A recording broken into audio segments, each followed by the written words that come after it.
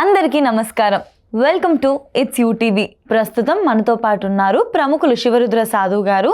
So గురుగారితో మాట్లాడి మరిన్ని విషయాలు తెలుసుకునే ప్రయత్నం చేసేద్దాం. నమస్కారం గురుగారు. నమస్కారం అమ్మా, చెప్పండి.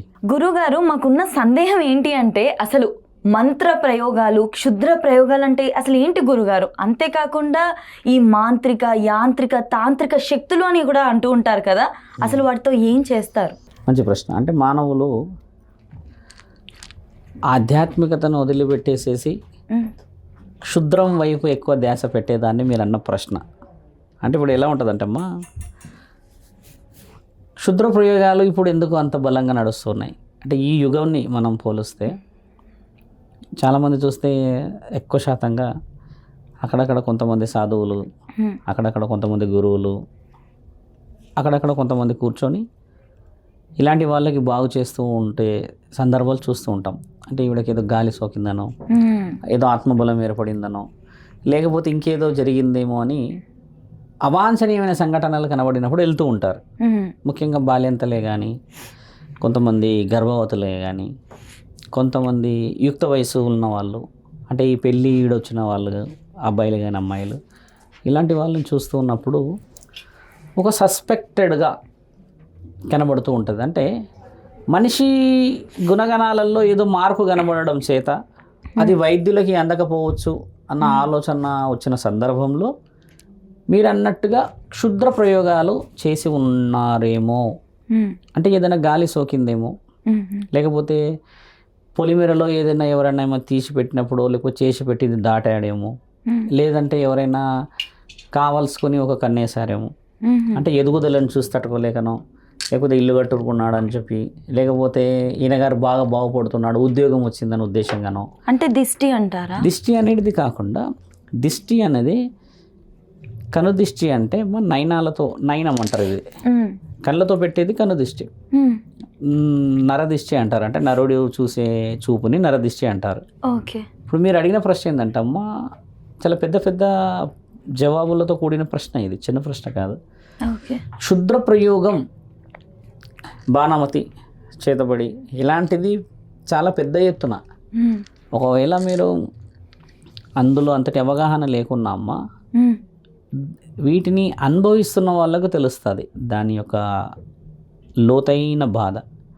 ఒక వ్యక్తి బాగా ఉండి ఒకటేసారి కొలాప్స్ అవుతూ ఉంటాడు కదా.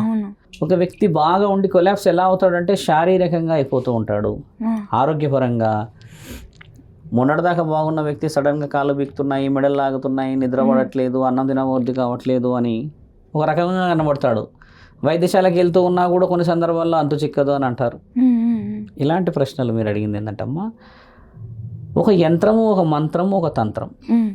ఏంటంటే యాంత్రిక శక్తులు అంటే ఏమిటి, మాంత్రిక శక్తులు అంటే ఏంటి, తాంత్రిక శక్తులు అంటే ఏమిటి? ఇప్పుడు ఏంటంటమ్మా, మన దగ్గర శక్తి అనగానే ఒక యంత్రమో, తంత్రమో, మంత్రం. అంటే వీటితో ఉపయోగం ఏమిటి? ఇప్పుడు ఒక వ్యక్తికి చెడు జరిగింది అని అన్న తర్వాత ఎలా చెడు జరిగిందని కనిపెట్టడం ఒక ప్రక్రియ. ఇప్పుడు మీరు ప్రిన్సిపాలే అనుకోండి, ప్రిన్సిపాల్ అయినప్పుడు ఏం చేస్తారంటే వేరియస్ సబ్జెక్ట్స్ చెప్తున్న టీచర్స్ని మీరు మానిటర్ చేయాలి. అంటే where educated person is giving education to the educated person. అంటే అర్థమైందా? చదువుకున్న వాళ్ళని మనం వెళ్ళి చదువులో జరుగుతున్న మార్పులు చేర్పులు చెప్తారు. ప్రిన్సిపాలే ఎందుకు చెప్పాలి? బాగా గమనించాల్సిన ప్రశ్న. టీచర్ అంటే he is also know subject and something, ఆయన ఎడ్యుకేషన్ క్వాలిఫికేషన్తోనో అబౌట్ ఎక్స్పీరియన్స్తోనో ఆయనకు తెలిసి ఉంటుంది. What about principal? ప్రిన్సిపల్ ఏం చేస్తారంటే he can give a remarks to the certain personalities. మీరు ఇది చేయకుండా ఉండాలి, మీరు ఇది చేయవలేను, మీరు ఈ సబ్జెక్ట్ని ఈ విధంగా చెప్పవలేను. అందులో 40 మందిలో 3-4 ఫెయిల్ అయ్యే అవకాశాలు ఉంటే you have to give extra classes are extra subject. లేదా వెరీ వెల్ ఎడ్యుకేటెడ్ పర్సనాలిటీని ఆయన దగ్గర కూర్చోబెట్టండి.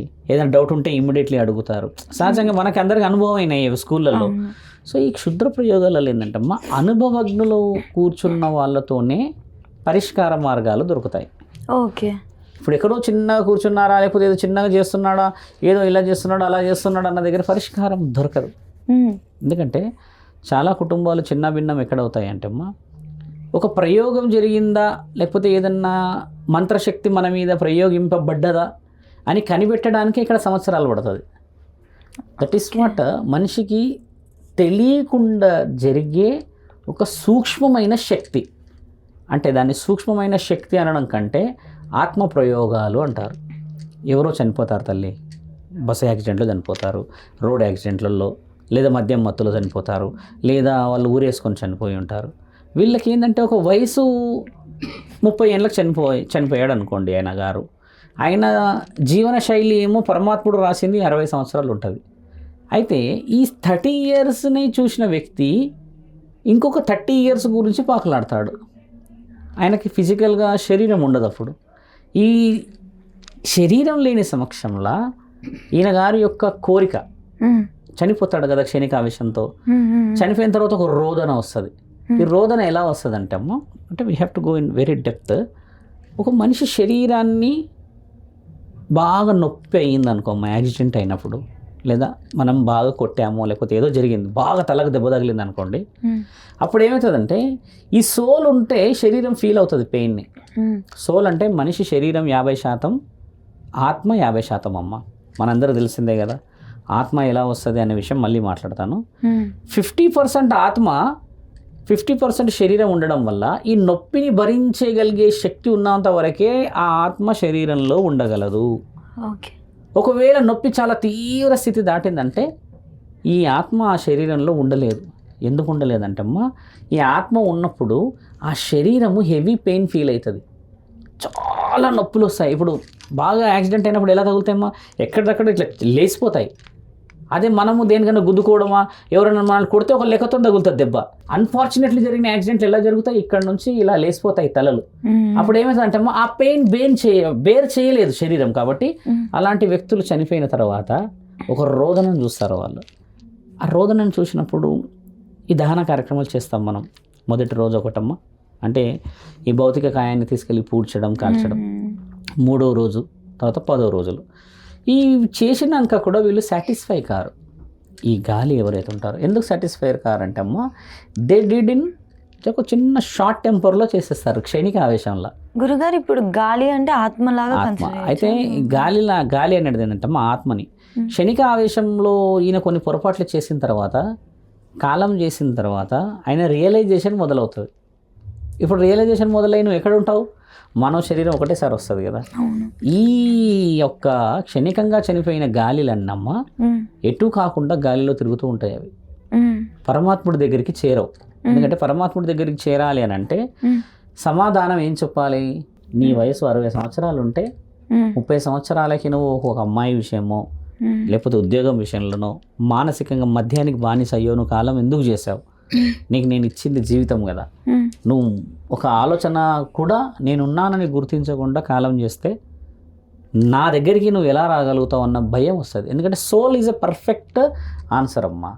ఆత్మని చూసారా, తెలుపు రంగులో ఉంటుంది, దానికి అబద్ధం ఆడడానికి రాదు. తెలుపు రంగులోనే ఉంటుంది ఆత్మ, దానికి రుజువులు ఉన్నాయి. ఎలా గురువుగారు మీరు చూసారా నేను చూసానా అంటే అబ్సల్యూట్లీ ఆత్మ వైటే. ఎలా తెలుపు రంగుని కడతారుగా, ఏది దుస్తులు తెలుపు రంగుని కడతారు కదా, ఒక భౌతికానికి, ఒక శరీరానికి. కాలుస్తారు కదా కట్టెలని పెట్టి, బూడిద ఏ రంగులో వస్తుంది, భస్మం రాసుకుంటారు కదా. కాబట్టి నీ అసలైన రంగు తెలుపు అనమాట. ఆత్మ తెలుపు రంగులోనే ఉంటుంది అనడానికి ఈ 2 రుజువులు నీ దగ్గర. అంటే దయ్యమైనాక నల్లగా దయ్యం ఉండదు. నేను అనేది ఏంటంటే అమ్మ, ఇప్పుడు ప్రశ్న ఎలా ఉంటుందంటే, అంటే మామూలుగా దయ్యం అని అంటే మనకి నీడ, చీకటి, నలుపు ఇలా కదా గుర్తొచ్చేది. భౌతికంలో సూక్ష్మతత్వం ఆత్మ తల్లి. ఓకే. ఈ దయ్యం అనేది ఏంటంటే we will talk about. Okay. Now you are a married person. So నిన్ను ఏమంటారంటే, నిన్ను ఒక లేడీ అనరు, నిన్ను ఏమంటారంటే పెళ్ళైన ఆవిడ అని అంటారు. పెళ్ళి కాకముందుకు నిన్ను ఏమంటారు, అమ్మాయి అంటారు కదా. ఒక పెళ్ళి అయిన ఆవిడ అంటే ఆవిడ ఆమె, ఆంటీ అనవచ్చు, అక్క అనవచ్చు, మొత్తానికైతే నిన్ను పెద్దవాళ్ళ పోలికతో మాట్లాడతారు కదా. ద లైక్ అంటే వైస్ వర్సా సేమ్ అదే. ఆత్మ కూడా చనిపోయినాకమ్మ తీరని కోరికలు తీవ్రమైనప్పుడు మనిషి ప్రేతాత్మలాగా మారుతాడు. అసలు దయ్యం ప్రస్తావన ఎక్కడ శాస్త్రంలో లేదు, ప్రేతాత్మ ప్రస్తావన. ఇప్పుడు మీరు జనగంలో నిమ్మకాయలు ఏమంటారమ్మా కదా, ఇప్పుడు హైదరాబాద్లో నిమ్మకాయలు అంటారు. కాబట్టి ఏంటంటే జనగంలో మన మనుషులు ఏమంటారు అంటే, సడన్గా కనబడ్డ వ్యక్తిని దయ్యం అంటారు. అంటే వాడు ఉట్టి కనబడతాడా, అందరికి కనబడ్డాడు కదా ఒకలాగా. ఇప్పుడు నేనే వెళ్తున్నా అనుకో అమ్మా, నేను ఒక దగ్గర కూర్చున్నా, నేను అబ్సల్యూట్లీ మేము అందరం కలిసి శ్మశాన వాటికలో కూడా కూర్చొని భోజనం చేస్తాం, ఛాయ్ తాగుతాం. శ్మశాన వాటిక చాలా చిన్నదే సాధువులకి వీళ్ళకి. అదే మీరు వెళ్ళి భోజనము అవి తాగమంటే తాగలేరు, ఎందుకంటే అదొక సస్పెక్టెడ్ ఒక భయం ఉంటుంది కదా. ఇప్పుడు ఆ వేలో ఉన్నాం కాబట్టి మనకు భయం కాదు. ఇప్పుడు మీరు ఏంటంటే అబ్నార్మల్ పర్సనాలిటీస్ అందులో కూర్చోవాలి అని అంటే మీకు భయం అవుతుంది. కాబట్టి అక్కడ మీరు సరే ధైర్యం చేసి ఏదో తినడానికి కూర్చున్నారే అనుకోండి, మామూలుగా వచ్చినవాడు కూడా దయ్యలాగానే కనబడతాడు, ఎందుకంటే నీ మైండ్ సెట్ బాగలేదు అక్కడ.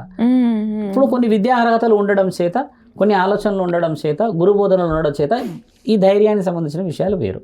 కాబట్టి చూసే చూపులో చాలా తేడా ఉంటుంది. అవతల వ్యక్తి ఉంటాడమ్మా, బలహీనుడు ఉంటాడు, కానీ బలహీనుడు ఎవరిని భయపడిపిస్తాడు తెలుసా అమ్మా? బాగా భయపడేవాడిని భయపడిపిస్తాడు. అదే వీడిని భయపడిపించేటాడు వస్తే వీడు బలహీనుడు అవుతాడు. సేమ్ ఏ గాలి అయినా కూడా అమ్మ, నీవు బలహీనంగా కనబడితే నీకు భయం కనబడుతుంది. నల్ల రంగు ఏంటంటే అమ్మ, మీరన్న నల్ల రంగు, ప్రేతాత్మలు నల్ల రంగులో ఉంటాయి. దాని దయ్యం అనేది లాంగ్వేజ్ అంతే, అది పర్యాయపదం టైప్. ఇప్పుడు ఒక వెర్బ్ ప్రొవెర్బ్, క్రియ ప్రక్రియ, అంటే ఒక వర్డ్కి 4-5 వర్డ్స్ ఉంటాయి కదమ్మా అర్థాలు. అలాగా ఇప్పుడు దయ్యం అనేసరికి ప్రజలందరూ భయపడిపోతారు. ఓ దయ్యము దయ్యము దయ్యం అంటే అదొక మనుషులందరికీ భయభ్రాంతులకి. నేను అంటుంది ఆత్మలు, నేను మాట్లాడుతుంది దైవాధీనమైన ప్రశ్నలకి జవాబులు, మీరు మాట్లాడుతుంది మనుషులే. అంటే మీరు నిజంగా మీరు దయ్యాల గురించి ఆలోచనలో ఉన్న ఆలోచనతో మాట్లాడుతున్నారు. నేనేమంటానంటే ఒక మనిషి ఏ విధంగా అవుతాడు వీటికి ప్రేరేపణ. Okay okay. ఆత్మ గురించి ఎందుకు చెప్తున్నా అంటమ్మా, ఆత్మ ద్వారానే మనిషి ఏదైనా అవుతాడమ్మా. నువ్వు చిన్నపిల్ల నుంచి పెద్ద, పెద్ద నుంచి పెద్ద, పెద్ద ముసలి, వృద్ధాప్యం, ఆ తర్వాత కాలం. అంటే ఇన్ని స్టేజ్లు ఒక శరీరానికి ఉన్నప్పుడు కాలం చేసినాక కూడా గాలికి అన్ని స్టేజ్లు ఉంటాయి అంటున్నాం. Okay okay. అలా ఎలా ఉంటుంది గురువు గారు? ఇక మీరు త్రిశూలం పట్టుకొని వచ్చి చెప్పగానే మేము నమ్మేయాలా? రుజువు ఉండాలి, ప్రేక్షకులకు తెలియాలని చెప్తున్నాము. ఇది రాయబడిన పురాణం గరుడ పురాణం. గరుడ పురాణం కేవలం ఆత్మల గురించే రాయబడినది.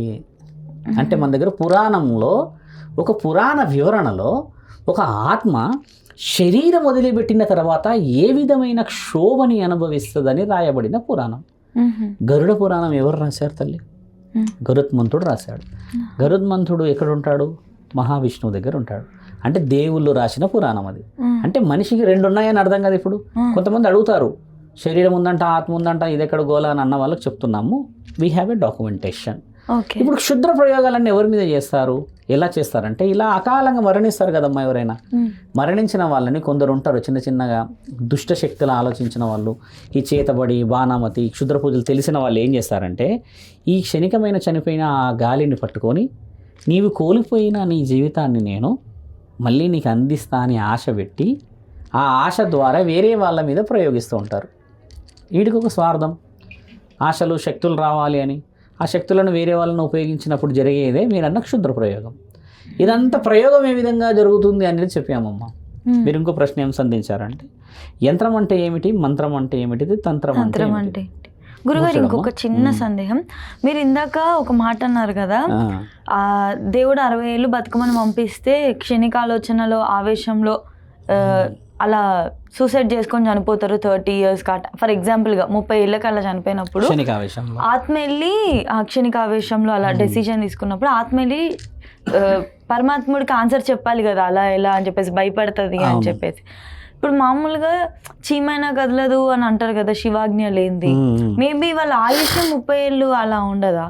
అంటే 60 ఏళ్ళైనా 30 ఏళ్ళైనా చనిపోయాడు అని అంటే అక్కడ శివుడు ఏం చేస్తున్నాడు అని మీ డౌట్. అంటే మామూలుగా ఆయుష్ తలరాత అని అంటారు, గండం అంటారు. గండాలు. ఒక వ్యక్తి వచ్చాడమ్మా, ఒక రూట్ నుంచి వచ్చాడు, చిన్న దారి మలుపులో ఒక రాయి ఉంది అనుకోండి, సడన్ గా టర్న్ అయ్యాడు. జాగ్రత్త పడి కాలు కింద పెట్టడమా, లేకపోతే హారన్ కొట్టడమా, లేకపోతే ఇంకేదో చూసి జాగ్రత్త టర్న్ కావాలి. ఒకసారి ఇలా టర్న్ అయ్యేటప్పుడు స్కిడ్ అయ్యి రాయి మీద పడిపోయాడే అనుకోండి, ఇక్కడ దెబ్బ తగిలింది అనుకోమ్మా, కొంచెం ఆయన శరీరం బాగుంది, సౌష్ఠవంగా ఉన్నాడు అని అంటే తప్పించుకోగలుగుతాడు. లేదా అక్కడ రాయి ఉండొచ్చేమో అని జాగ్రత్త పడితే కాలు అడ్డం పెట్టి చిన్న చిన్న దెబ్బ తగిలించుకుంటాడు.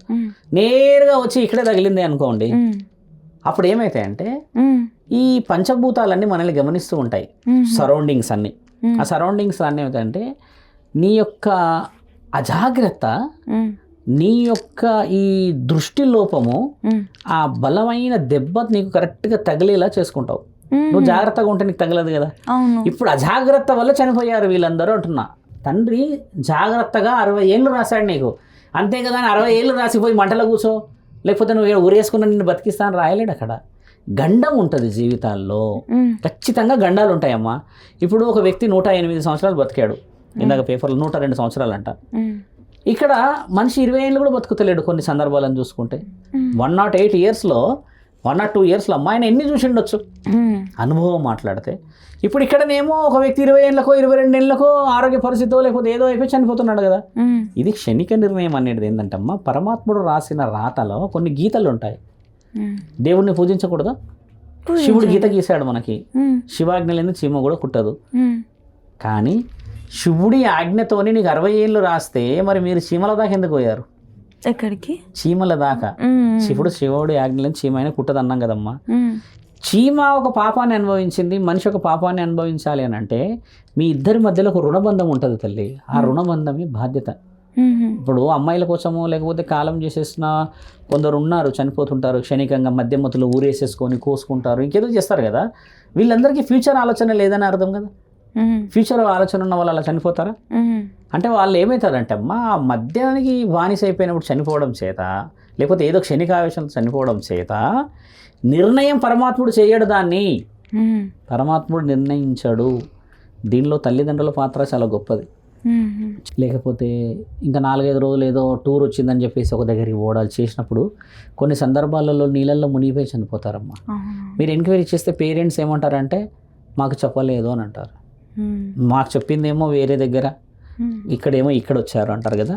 ఇలాంటిది పరమాత్ముడు ఏం చేస్తాడంటమ్మా, తల్లిదండ్రులు బిడ్డ ఎక్కడ పోతుండో అనేది గమనించాల్సిన అవసరమా లేదా? ఇప్పుడు పిల్లలని నమ్మకంగా పెంచుకున్నప్పుడు పిల్లల ప్రేమతో తల్లిదండ్రులు సరే అని వదులుతారు. వీళ్ళు చేసే పనులు చూసినప్పుడు ఏమవుతుంది, ఆ తల్లిదండ్రులు రోదన. అదొకటైతే అమ్మా, అదొక వర్షన్ అయితే. ఇంకో వర్షన్ 3 అక్క చెల్లెలు ఒకటే దగ్గర కాలం చేశారు. ఇదంతా ఎవరు తప్పు ఉందమ్మా? మనం మాట్లాడితే శివుడు తప్ప లేదు. రోడ్డు బాగలేదు అని అన్నప్పుడు రోడ్డు తప్ప? గమనించాల్సిన ప్రశ్న. శివుడు మాట్లాడాడు ఇక్కడ, ఆ రోడ్డు మాట్లాడదు ఇక్కడ. డ్రైవర్ అయితే మాట్లాడగలుగుతాడు కదా. ఈ should be in a conscious. There is a neglect. అంటే ఇప్పుడు ఇక్కడ శివుడితో పని ఉందా మీకు? జ్ఞానంతో పని ఉంది. ఇప్పుడు డ్రైవర్ని మనం ఎక్కడ తప్పు పట్టట్లేదు, రోడ్డు మీద తప్పు పడుతున్నాం. రోడ్డు రోడ్డు రోడ్డు అని అంటే మరి ఇప్పుడు ఆ యాక్సిడెంట్ జరగడం చేత మనం అడిగాము. చాలామంది ఎన్నో సంవత్సరాల నుంచి రోడ్డు కావాలని పోరాడుతున్నారు. మరి ప్రభుత్వమో లేకపోతే అక్కడ ఉన్న పెద్ద మనుషులు రోడ్డు ఎందుకు వేయలేరు? దీని గురించి దేవుని తిడతామా మనం? ఇది మనుషులు చేసిన పొరపాట్లు. మీరు అన్నది శివుడి ప్రశ్న. నాకు తెలిసి మీ అనుభవం శివరుద్ర సాధువు గారు చెప్పిన మాటలు అందకపోవచ్చును, కానీ అందాల్సిన వాళ్ళకి అందుతాయి. అనుభవము పరమాత్ముడు ఇవ్వడు, జీవితం ఇస్తాడు. నీకు అబ్రబ్రహ్మలోకం అనే ఒక లోకం నుంచి బ్రహ్మ రాసిన రాతలో కొన్ని జీవిత లక్ష్యాలు రాసి, మహావిష్ణువు దాన్ని ఛేదించడానికని రాసి నీ ఆత్మబలాన్ని పరమాత్ముడు ఇస్తాడు. ఈ 3 పాత్రలు GOD. You know the meaning of long ago ఒక వ్యక్తి మన ఇండియాకి వచ్చాడంట. ఇండియాలో ఏం చూశారు అని అడిగితే the person told in Kashi, గంగానదిలో ఉన్నప్పుడు అన్నాడంట, ఐ సీన్ దేర్ GOD అన్నాడంట. వాట్ యూ సీన్ అని అంటే ఆయన ఎక్స్ప్లెనేషన్ ఇచ్చారు. G అంటే జనరేటర్, O అంటే ఆర్గనైజర్, D అంటే డిజాల్వర్. అంటే జనరేటర్ వచ్చి బ్రహ్మ, ఆర్గనైజర్ వచ్చి విష్ణు, డిజాల్వర్ వచ్చి మహాముఖంటి. ఈ 3 లేనిది పాత్రే లేదు భారతదేశంలో కానీ ఏ దేశంలో కానీ మానవ మనుగడ లేదు అని చెప్పి ఒక ఇంగ్లీష్ వ్యక్తి రాసిపోయాడు. GOD the meaning of. చూసారా, బ్రహ్మరాత రాస్తాడు, విష్ణు అలంకరణ అంటాడు. నా తండ్రి ప్రాణం ఇస్తాడు, తర్వాత ప్రాణం అంతా పోయినాక ఆయన దగ్గరికి పోవాలి, అంటే డిజాల్వర్ ఆయన. ఈ రెండింటిని ఇంత బలంగా ఉన్న మనం ఏం చేస్తున్నాం? చీమ కుట్టదు, పాము కుట్టదు అని చెప్పి శివుడిని తిట్టుకుంటామా? తిట్టుకోవడం గురించి కాదు, తక్కువ శాతంగా ఆలోచిస్తారు. ఆయుష్ అంతే ఉందా ఏంటి? ఆయుష్ అంత ఉండదు. ఒక మనిషి ఆయుష్, ఒకవేళ ఏ మనిషి ఆయుష్ యాక్సిడెంట్లలో పోదమ్మా, ఏ మనిషి ఆయుష్ ఈ విధమైన ఊరేసుకొని పోదమ్మా. ఓన్లీ హెల్త్ ఖరాబ్ అయితే అట్లా. హెల్త్ బాగా కొంతమంది దీర్ఘకాలికంగా నొప్పులు వచ్చాయో లేకపోతే అనుభవిస్తుంటారు కదా. డిక్లరేషన్ ఉంటుంది మన దగ్గర. యాక్సిడెంట్లో ఒక మనిషి రూమ్లో డోర్ వేసేసుకొని సూసైడ్ చేసుకుంటాడు. సరే, ఇప్పుడు యాక్సిడెంట్ అయ్యిందంటే అందరితో పాటు అయ్యింది, మనిషి చనిపోయాడు అనుకోవచ్చమ్మా. ఎంత తెలివితో నువ్వు సూసైడ్ చేసుకొని అండ్ దే ఆర్ రైటింగ్ రిటర్న్లో ఏం రాస్తున్నారు తల్లి? మంచిగా రాసేస్తున్నారు. నేను పలానా వల్ల మోసపోయాను, నన్ను క్షమించండి అమ్మా నాన్న అంటున్నారు. చనిపోయే ముందు అమ్మా నాన్న మీ బలం ఏందో చూపించి నన్ను కాపాడండి అని అంటే కాపాడారా? వస్తారు కదా అమ్మ నాన్నలు కాపాడుకోవడానికి బిడ్డ. అవును కదా. నాయన బతుకుంటే మనం మన ఇంట్లో పచ్చడి మెతుకులు తినైనా నేను కన్నారా నిన్ను, మీ నాన్న ఎన్నో కష్టపడ్డాడు రా, చెప్పులు కుట్టాడు రా, బయట నిన్నో వేసాడు రా, మట్టిలో ఉన్నాడు రా, బతికాడు రా, కానీ ఇంటికి వచ్చేటప్పుడు నీకోసం పండు తెచ్చాడు రా అని తల్లిదండ్రులు తీసుకొచ్చుకొని గుండె కత్తుకుంటారు. అలాంటిది నువ్వు చనిపోతే ఆ శవాన్ని పట్టుకుంటారా? You know the one. ఇప్పుడు వస్తేప్పుడు టీవీలో చూసాను, మొబైల్లో చూశాను, కన్న వాళ్ళందరూ దూరం అయిపోయారు, ఎవరూ లేరు, అందరూ నిష్ఠూర్కాలు అది ఇది అని మొత్తం అవాయిడ్ చేసేసారు. ఈయన మెంటాలిటీ నచ్చక కొడుకు చనిపోయాడు, 14 సంవత్సరాల కొడుకు, చేతులు కాళ్ళు అంతా వికలాంగ తత్వంతో పుట్టిండు. ఆ కొడుకును చనిపోయిన తర్వాత ఎవ్వరు కూడా పరామర్శించడానికి రాలేరు అని శ్మశాన వాటికలో ఆ అబ్బాయిని పూడ్చలేక, ఆ ప్రేమ వదలలేక ఇలా పట్టుకొని కూర్చొని ఇట్లా ఉయ్యాల ఊగుతున్నాడు ఆయన. ఇప్పుడు వీడియో చూపిస్తాం మొబైల్లో, ఊగుతూ ఉన్నాడు. ఎందుకంటే నా కొడుకు నాకు ఇష్టం.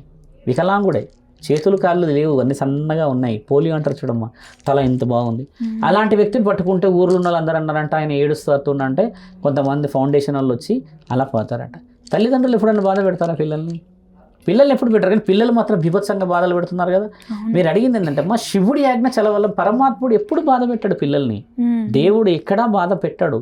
పెట్టేదల్లా నీ అనుభవం, కష్టం, నీ యొక్క కర్మ ఫలితం అనుభవించవలేను అని కొన్ని నిర్ణయాలను ఇస్తాడు తల్లి.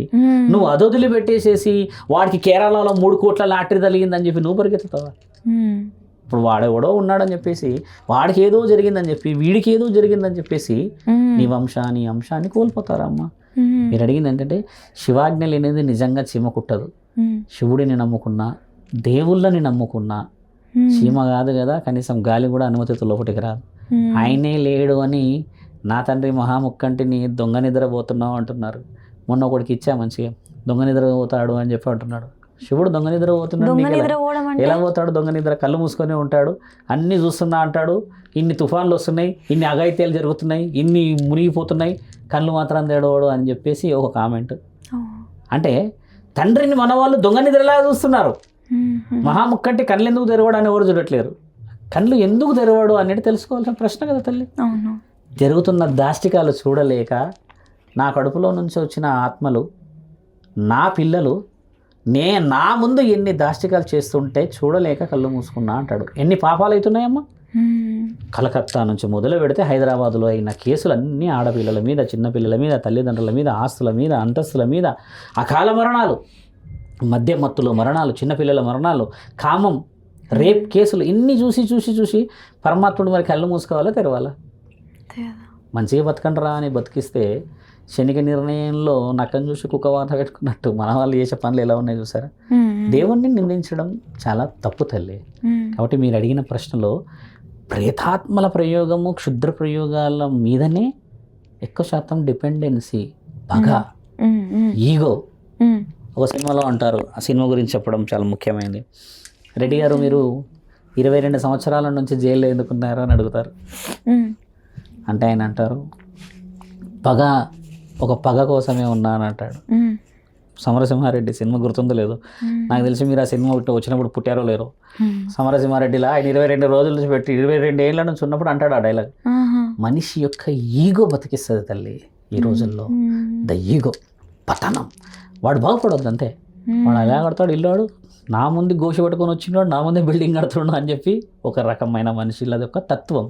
ఇంకోటి ఏమంటాడు, నా ముందే బాగుపడతారా వీళ్ళు, నా ముందు బతుకనీకి వచ్చి నేను ఇచ్చిన డబ్బులతోనే అని ఒకడు అంటే, ఇంకోటి ఏమంటాడు, చూసి తట్టుకోలేడు. వాడికి పిల్లల్ని చదివించారని పొగరు, బిడ్డలు పెద్దగా అయ్యారు, మంచి చదువుకొని అమెరికాలో ఉద్యోగాలు వస్తాయంట అన్న, అదొక కుళ్ళు కుతంత్రం. సమాజం కలియుగంలో కుళ్ళు కుతంత్రానికి ముఖ్యమైన విలువ ఉంది. నేను అనేది ఏంటంటే అమ్మ, కుళ్ళు కుతంత్రంతో పాటు కొంచెం అన్న పుణ్యం లేని బతికెందుకు? నిలబడినన్ని రోజులు మట్టి మీద నిలబడతావు, చనిపోయినాక మట్టి నీ మీద నిలబడుతుంది. అది తెలుసుకోలేని జీవితం ఎందుకమ్మా? మట్టే కదా. మరి మట్టి ఏం చేస్తుంది చూసారా? పూడ్చేస్తుంది నిన్ను. అందులో ఎంతమందిని పూడ్చలేదు. కొన్ని లక్షల యుగాల సంవత్సరాలు ఉన్నాయంటారు మన దగ్గర. అందులో ఎన్ని జీవరాశులు మునగలేదు అంటే what is your permanent address? Your photo. ఆ ఫోటోకి కూడా సంవత్సరానికి ఒకసారి దండేనికే కొట్లాడుతారు. కాబట్టి మెమొరీ ఈజ్ దేర్, కానీ ఆ మెమొరీని కాపాడుతున్నారు అమ్మా ఎవరన్నా? కాబట్టి మీరు అడిగినది ఏంటంటమ్మా, యంత్రాలు, తంత్రాలు, మంత్రాలు అంటే ఒక మనిషిని కాపాడే రక్షక కవచాలు అవి. 3 కూడా ఒక యంత్రం తంత్రాన్ని క్షుద్ర పూజల్లో కూడా వాడతారు. దాన్ని కూడా అదొక రకమైన ఆలోచనతో మరోసారి చెప్తాము. యంత్రం అంటే ఏంటంటమ్మా, ఒక వ్యక్తికి ఒక ఎక్స్పైరీ ఉంటుంది తల్లి. తాయెత్తులు, నల్లతాడు, లేకపోతే ఇంకేదైనా వస్తువులు ఇస్తే దానికి ఒక ఎక్స్పైరీ ఉంటుంది అనమాట. సర్టెన్ మంత్స్, సర్టెన్ ఇయర్స్, లేకపోతే ఎవరైనా చనిపోతేనో, ఇట్లా కొంచెం మంది ఆడపిల్లలు పెద్దవాళ్ళు అయినప్పుడు పురుడు లాంటి కార్యక్రమాలకు, హాస్పిటలైజేషన్ కార్యక్రమాలకు పోయినప్పుడు ఆ వస్తువులో నెగిటివిటీ స్ప్రెడ్ అవుతుంది ఈ చిన్న చిన్న కట్టిన దాంట్లో. యంత్రంలో సిల్వరే కానీ, లేకపోతే పంచలోహాలే కానీ, లేకపోతే ఇంకొన్ని చేసుకుంటారు వాళ్ళు. అలాంటిది పెట్టుకున్నప్పుడు ఏమవుతుందంటమ్మా, ఆ నెగిటివ్ దుష్టగాలి ఈ యొక్క శరీరంలో ఉన్న యంత్రం ద్వారా రివర్స్ పోతుంది. అంటే దానికి ఆకర్షించుకునే శక్తి ఉండి దాన్ని బయటికి పంపించే గుణం ఉంటుంది. ఇది యంత్రం. ఇప్పుడు మీరు అన్నట్టుగా మంత్రం ఏం మంత్రం? ఇప్పుడు ఒక వ్యక్తికి ఏదైనా జరిగిందనంటే మనం గురువులు ఏం మంత్రాలు చదువుతారంటే, లోపటమ్మ మీకు పలానా పేరు ఉండి, పలానా ఆలోచన ఉండి, పలానా గోత్రనామాలు చెప్పాక ఆ పేరు ద్వారా చెబుతూ ఉంటే మంత్రం పలుకుతారు. ఉదాహరణకి ఓం హైం హ్రీం మహా ముఖంఠాయ నమః అని ఒక మంత్రం అన్నారు. ఎవరి కోసం అంటున్నారు ఓం హైం హ్రీం మహా ముఖంఠాయ నమః అంటే?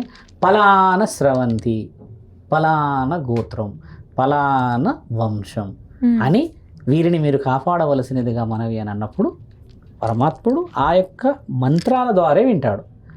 దేవుడు ఏ విధంగా పలుకుతాడు? మంత్రం ద్వారానే పలుకుతాడు. మిగతా దేని ద్వారా పలకడు. గమనించాలి మీరు. దేవుడు పలకాలంటే మంత్రం ద్వారా పలుకుతాడు తల్లి. ఆ మంత్రాన్ని ద్వారా పలికించినప్పుడు నీకంటూ ఒక ప్రొటెక్టివ్గా ఒక ప్రొటెక్షన్ ఏర్పరుస్తారు. ఇప్పుడు ఇక్కడ యంత్రమైంది, మంత్రమైంది. తంత్రం అంటే ఏమిటి? ఇప్పుడు తంత్రం గురించి మాట్లాడతామా. తనువు ద్వారా చేసే పూజ తంత్రం. తన్ అంటే ఏంది?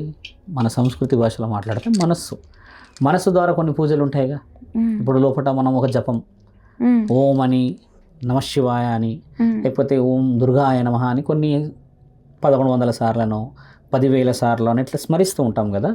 దీనివల్ల కూడా ఇంటర్నల్గా నీ సోల్ ప్రొటెక్ట్ అవుతుంది. అయితే యంత్రం, మంత్రం, తంత్రం ఎవరి కోసం ఉన్నది? ఇప్పుడు మీరు గమనించి చూస్తే అమ్మ, మానవ శ్రేయస్సు కోసం ఉన్నది. ఈ యంత్రం, మంత్రం, తంత్రం ఏ దేవతలు కడతారు? ఇది ముఖ్యమైన ప్రశ్న. వారాహి మాత కడుతుంది. ఎందుకంటే ఆవిడ ఒక యంత్రానికి సంబంధించి, మంత్రానికి సంబంధించింది కడుతుంది.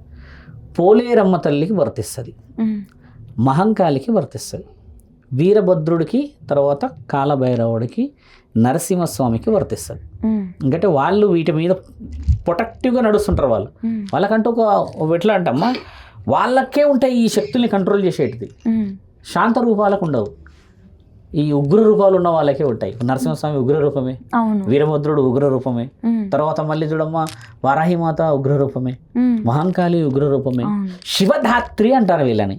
శివధాత్రి అంటే ఏంటో తెలుసుకోవాల్సిన అవసరం. ఇప్పుడు ఎందుకు చెప్తున్నా అంటమ్మా, శివుడు వాళ్ళకి ఒక అపాస్ట్రఫీస్, యు ఆర్ ఎలిజిబుల్, మీరు దీనికి శక్తికి సంపాదించగలరని ఒక ప్రక్రియ ఇస్తారు.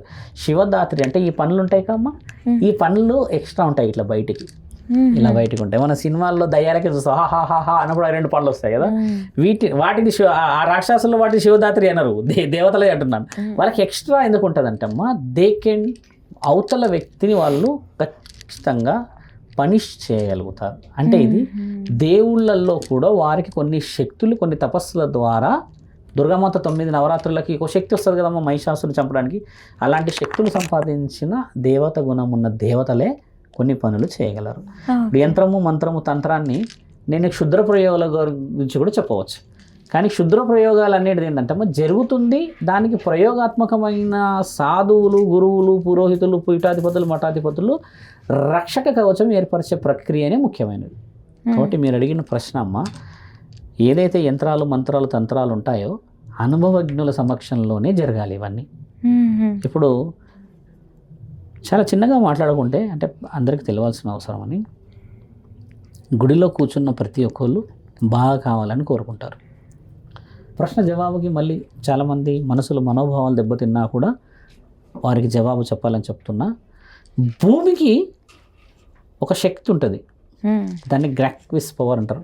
గ్రాస్పిక్ పవర్ అంటే ఒక శక్తిని నిక్షిప్తం చేయగల శక్తి ఈ భూమికి ఉంటుంది. అంటే రాయికి అనుకోమ్మ, ఆ రాయికి ఫర్లాంగ్ అడవిలో దూరంలోనో అక్కడ మీకు తెలుసా అమ్మ, పిడుగు పడిందని వింటాం అప్పుడప్పుడు. పిడుగు ఎంత హైట్ నుంచి పడుతుంది, వెరీ హై రేంజ్లో పడుతుంది కింద. పడ్డప్పుడు అది కొన్ని లక్షల ఎలక్ట్రానిక్ పవర్ తీసుకొస్తుంది, అంటే టన్ను తీసుకొచ్చినప్పుడు ఏమవుతుందంటే ఆ వోల్టేజ్ వల్ల ఆ చెట్టు మీద పడితే అమ్మ చెట్టు ఇట్లా చీల్చుకుపోతుంది, కాలిపోతుంది. మళ్ళీ చీల్చుడు వేరు, బొగ్గు అయిపోతుంది, కిందికి లోపలికి కొన్ని వందల కిలోమీటర్లు వెళ్ళిపోతుంది. మళ్ళీ గమనించాలి. కొంతమంది పేగు అడ్డం వేసుకున్న వాళ్ళకి పిడుగు గండం ఉంది అని అంటారు. పిడుగు అక్కడ పడ్డప్పుడు హార్ట్ స్ట్రోక్ వచ్చి చనిపోతారు. You know why they die? వాళ్ళు చనిపోవడానికి గల ముఖ్యమైన కారణం ద రేడియేషన్ ఆఫ్ దట్. ఆ రేడియేషన్ తట్టుకోలేక హార్ట్ బర్న్ అవుతుంది, స్ట్రోక్ వస్తుంది టక్కుమని, మంచి చనిపోవడం. అందరికీ ఉండదు, బలహీనమైన శరీరాలకి ఇవి. అందుకని ఈ భూమి లోపలికి అది వెళ్ళిపోయినాక ఏమవుతుందంటే అమ్మ, ఈ విగ్రహాలు ఉంటాయి గుడిలలో చెక్కుతాంగా మంచిగా, మనం చాలా చక్కగా చెక్కుతాము. చెక్కినప్పుడు ఆ కింది నుంచి ఆ రాళ్ళల్లో నుంచి ఆ యొక్క మైక్రో లెవెల్ శక్తి ప్రవేశించి విగ్రహంలోకి వస్తుంది. విగ్రహంలోకి వచ్చినప్పుడు మనము ప్రాణ ప్రతిష్ఠ చేస్తామమ్మా, విగ్రహ ప్రతిష్ఠ చేస్తాం. చేసిన తర్వాత ఏమవుతుందంటే ఆ విగ్రహంలోకి కొన్ని శక్తులను నిక్షిప్తం చేస్తాం. దీన్ని ప్రమథ గణాల శక్తులు అని అంటారు మన దగ్గర. పొలిమేరల పూజ చేసి అక్కడ నుంచి కొన్ని మన్నులు తీసుకొచ్చేసి చేసినప్పుడు ఏమవుతుందంటే ఈ పిడుగు పడినప్పుడు, లేకపోతే కొన్ని శక్తులు ఉండడం చేత భూమిలో ఆల్రెడీ ఇప్పుడే పడదు పిడుగు, ఎన్నో సంవత్సరాలు పడుతుంది కదా, అవన్నీ ఒక దగ్గరికి ఆ పవర్ రావడం చేత మనం చేస్తున్న పూజలో నీకు కావలసిన శక్తి ఆ యొక్క శిల్పం నుంచి అందుతుంది. That is called a social cosmic power of the God. అంటే ఏంటంటే నీ యొక్క ఆధ్యాత్మికమైన భక్తితో నువ్వు కూర్చొని నాకు మనసాక్షి బాగా కావాలి అని అన్నప్పుడు నీ యొక్క అంతఃకరణ శుద్ధి ఆత్మని పరిశుద్ధముగా చేయడానికని ఇచ్చే శక్తి. ఇప్పుడు స్విచ్ చేసాం తల్లి, మనం ఇది తీసుకెళ్ళి వైర్లు దాని మీద వేయగలుగుతామా? వైర్ల మీద వేయలేము కదా. ఒక ఎలక్ట్రానిక్ పవర్, తర్వాత ట్రాన్స్ఫార్మర్, స్తంభం నుంచి బోర్డు, ఒక ప్రాసెస్ ప్రకారం. గుడి కూడా అదే, దానికి ఎన్నో శక్తులు ఉండడం చేత ఆ శక్తులు మన దగ్గర రావడానికనే యంత్రం, మంత్రం, తంత్రం పనిచేస్తారు. ఇది చాలా అవసరం. చాలామంది ఒకవేళ హట్ అయినా కూడా నేను చెప్పేది ఏంటంటే అమ్మా, ఈ first floor, second floor, third ఫ్లోర్లో విగ్రహాలు అంత శక్తిని ఇవ్వకపోవచ్చును. దీనికి ఒక శాస్త్రీయత నేను చెప్పినా కదా, అంటే ఇప్పుడు ఆయనకి ఏం పని లేదు చెప్పినట్టుగా అన్నట్టు కాకుండా there is a rule, scientific గా కూడా that is electronic power and magnetic situations. ఒక ప్రూవ్డ్ డాక్యుమెంట్ ఉంది. If you go ancient documentation అమ్మా, they will show you drawing also. ఇది గజస్తంభం, ఇది గుడి, ఇది గర్భగుడి, ఇది బయటకు వచ్చిన తర్వాత ఇది అంటే దాని రేడియేషన్, హై రేడియేషన్ నుంచి ఇట్లా అంత క్లారిటీ ఉంది కదా. Why we are not following now అంటే ఇక్కడ నీ ఆలోచనలన్నీ దైవం కంటే ఎక్కువ వ్యాపారం మీద ఉండడం చేత రానున్న రోజుల్లో జరిగే ప్రమాదాలే ఇవ్వాలి. కాబట్టి ధర్మాన్ని కాపాడే విధంగా మనం వెళ్ళాలి. కాబట్టి మీరు అన్న వాటన్నిటికీ పరిష్కార మార్గాలు పెద్ద పెద్ద గురువులు, సాధువులు, నిజంగా కారణ జన్మలు పుట్టి ఉండి చేస్తూ ఉన్న ప్రతి ఒక్క ఆధ్యాత్మికమైన శక్తి వాళ్ళ ఇంట్లోకి చేరాలని చెప్పి ఈ ప్రశ్నలు ఏదైనా మార్పులు చేర్పులు ఉన్నా కూడా మనం ముందుకు తీసుకెళ్ళవచ్చమ్మా. ఖచ్చితంగా గురుగారు, ధన్యవాదాలు.